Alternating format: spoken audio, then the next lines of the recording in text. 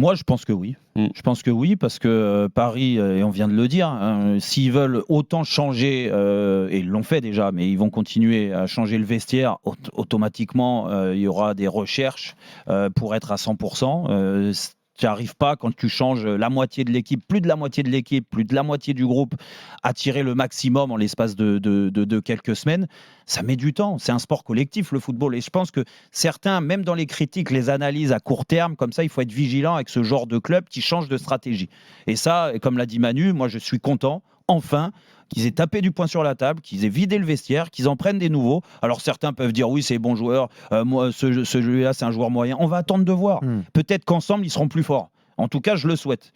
Et donc, tout ça fait que tu vas peut-être perdre des points. Il faudra être indulgent sur les résultats du PSG. Ça s'est vu sur les 2 premières journées. Ouais. Même si à Toulouse, c'est un peu tiré par les cheveux, hein, le match nul, parce qu'ils méritent de le gagner. Mais le premier match contre Lorient, oui, offensivement, ils se sont cherchés. Peut-être que le match demain contre Lens, ça sera le cas aussi, parce que Lens est une bonne équipe. D'ailleurs, si le PSG fait match nul, c'est Jeannot Rességuier qui nous le disait dans la journée, il égalera le plus mauvais début de saison de l'Air Qatari, 2012-2013. C'est pour ça. Alors, c'est plus mauvais, ok, et c'est un constat.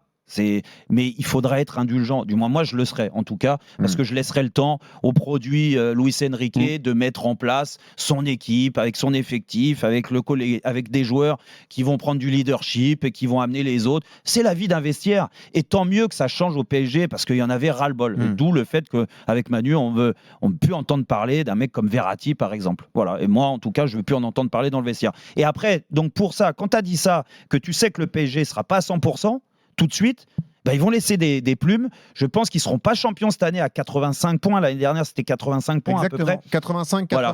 Je pense qu'ils ne seront pas champions à 85 points. Peut-être qu'en effet, ça appartient au PSG, mais s'ils sont champions, comme d'habitude, et ça a été entre 75 et 80 points, il y a des équipes qui peuvent se greffer dans la course au titre. Lens, l'année dernière, personne ne les attendait à 84 points. S'ils renouvellent, je ne pense pas non plus, la même saison, il y a de grandes chances qu'ils soient champions, mais il peut y avoir aussi des équipes. Monaco joue pas la Ligue des Champions. C'est ce que j'allais dire. Joue pas la Coupe d'Europe. A bien recruté. On ne sait pas ce qui peut se passer. On connaît le contexte monégasque. Et puis Rennes, tu l'as cité tout à l'heure. Moi, j'attends. Alors, je ne dis pas qu'il va falloir qu'ils soient champions. Un bon recrutement. Ils ont de l'avance sur certains. Les ambitions affichées, c'est-à-dire que la place européenne, ils l'ont cette année, mais là, tu dois aller chercher la Ligue des Champions. Et puis l'appétit vient en mangeant. Tu sais, au bout de quelques journées, si tu es dans les clous et que tu es dans les premières places et que tu te bats pour le titre, Lens, l'année dernière, personne n'aurait imaginé qu'à 5 journées de la fin, ils jouent le titre, non, Manu? Non, je suis d'accord. Moi, je mettrais peut-être une pièce sur l'AS Monaco. Pas parce que j'ai été formé à l'AS Monaco, mais simplement parce que tu l'as dit, ils ne jouent pas la Coupe d'Europe. Et quelle est l'équipe qui a le plus embêté le Paris Saint-Germain l'année dernière? C'est Lens qui ne jouait pas la Coupe d'Europe. C'est vrai. Et ils ont des similitudes également. Alors, moi, je dirais qu'il faut de la sérénité dans un club. Il faut un bon groupe, un groupe de qualité, avec un entraîneur qui fédère tout ça. Il y a des choses qui ne vont pas dans le même sens que Lens du côté de l'AS Monaco, puisqu'on connaît la saison pourrie dans laquelle ils sont sortis, avec des grandes difficultés avec les joueurs dans la gestion, mais aussi le comportement, mais également avec les supporters. Il y a eu beaucoup de choses très négatives du côté de l'AS Monaco en fin de saison dernière. Mais je pense que l'écart s'est redressé, c'est resserré. C'est resserré entre le Paris Saint-Germain et ses éventuels poursuivants. Et je trouve qu'aujourd'hui, de plus en plus, les équipes jouent jouent crânement leur chance face au Paris Saint-Germain aujourd'hui. Ils ne les respectent plus de la même manière. Avant, c'était on défend, on essaye de voir si on peut faire une contre-attaque, un corner. Et puis tout le monde y croyait de prendre des points. À la fin, c'est arrivé très maintenant, c'est une question sur laquelle on ne peut pas répondre complètement dans la mesure où le mercato n'est pas fini, n'est pas terminé. Donc on ne sait pas, c'est dans une grosse semaine ça sera terminé. Là, on pourra véritablement répondre à cette question-là. Parce que la seule chose, et après on balance la pub parce que je te vois pas arriver. du tout. Non, c'est que je voulais mais la seule chose, Benoît et Manu, et même Fabrice, c'est que moi, le Paris Saint-Germain, on l'a dit, se recherche, tout ça, mais les meilleures équipes, celles qui ont le plus de moyens pour concurrencer déjà, je ne te parle pas financièrement parce qu'il y a un écart monstre, mais même sportivement, peut-être paradoxalement, c'est celles qui sont aussi un petit peu en reconstruction.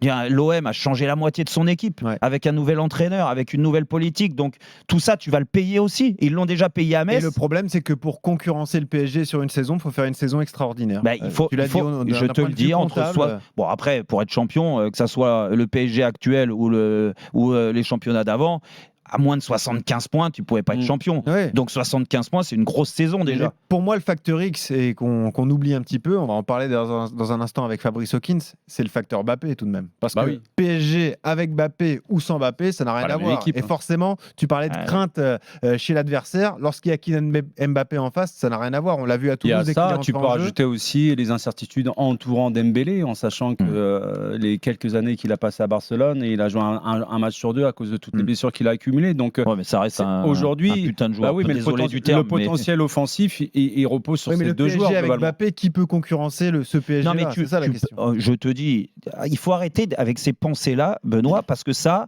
toi, je vais te mettre avec le PSG de l'année dernière. Le PSG d'il y a 2 ans, le PSG d'il y a 3 ans. T'as des individualités, donc ils sont plus forts. Alors oui, dans le championnat. Mais il est sur 50% début du PSG. Mais non, parce que dans le championnat, moi, je vais te dire ce qui s'est passé. Alors après, il y a le côté comptable. Quand tu fais 85 points ou 90 points dans l'année, il y a de grandes chances d'être champion. Et il laisse pas beaucoup de plumes. On est d'accord. Mais c'est pas toujours arrivé. Et je pense très honnêtement que les équipes qui luttent avec le PSG, parce que quand tu commences un championnat et que tu as des ambitions, tu as envie de le gagner quand même si tu as l'ogre PSG, tu as envie de les concurrencer, de le passer. Et c'est déjà arrivé, Montpellier, Lille, Monaco, je te fais pas il n'y en a pas eu beaucoup, mais ces 3-là ont réussi. Et ben, il faut que les équipes là qu'on a citées, elles y croient. Le problème, c'est que dans ces équipes qui doivent l'annoncer ou y croire, tu as des équipes qui sont plus ou moins en construction, qui sont affaiblies. Le Lens de l'année dernière, pour l'instant, c'est affaibli. Ils ont perdu leurs 2 joueurs qui faisaient la différence, Fofana et Openda. Marseille, ils ont changé la moitié. Là aussi, il faudra être indulgent. La méthode Longoria a ses limites, a montré ses limites. Là, il faudra peut-être du temps.